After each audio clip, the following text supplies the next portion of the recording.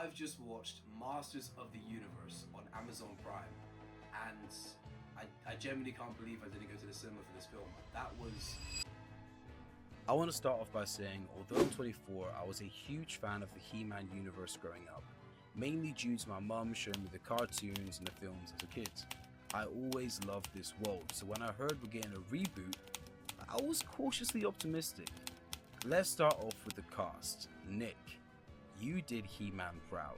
The work this guy put in and out of the gym to bring this character to life was insane. He looked the part and played the part. Genuinely, I feel like I could have a beer with Adam. He's just so endearing. You root for the guy, and that's what you want in your big Hollywood lead. As for Veronica Camila Mendes, she was great.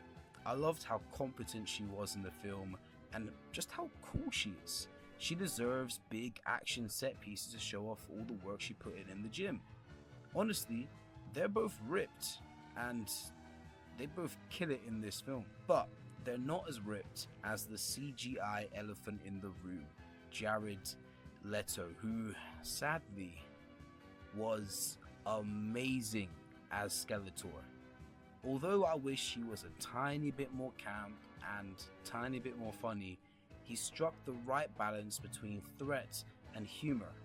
Just, why did it have to be Leto?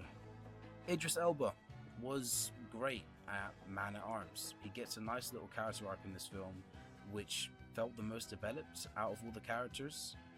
This film does something that's so simple, but you don't see it in a lot of films these days, where it's just good power scaling. And I think this happens for at least 2 or 3 characters in this film, where they have a fight scene, they win or lose, and there's a sort of a rematch later on in the film. And it's just so good where you're fighting someone where you have some sort of experience, some sort of history between. It just adds to the scene.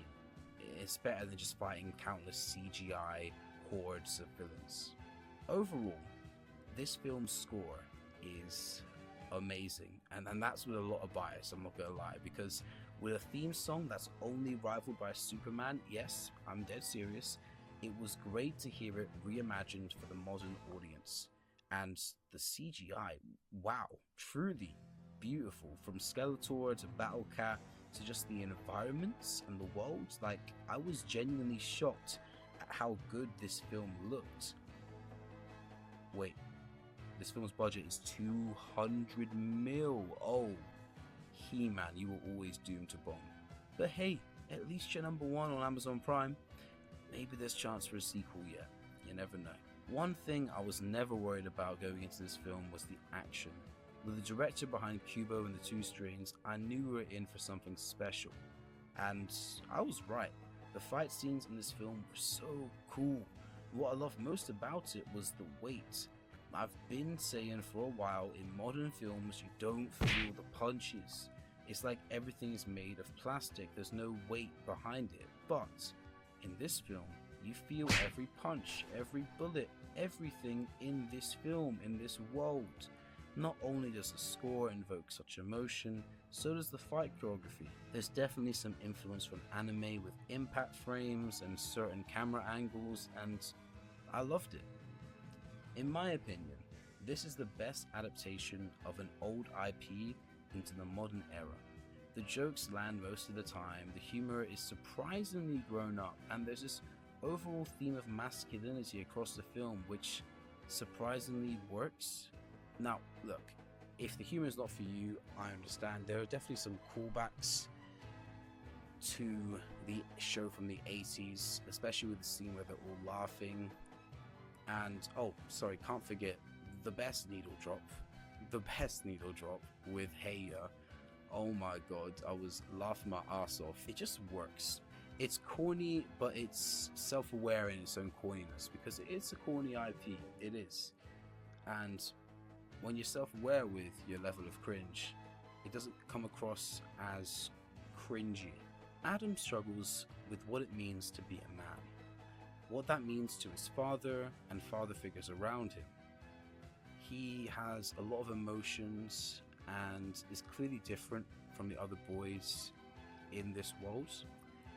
Now, an empathetic lead will make a film, and that is Adam, full of empathy, understanding. Instead of dealing with conflict with brute strength, he rather try his own way, in a HR sort of way. Also, sorry, side note, the he, him pronouns for He-Man, again, great bit. I don't understand why people were offended by it.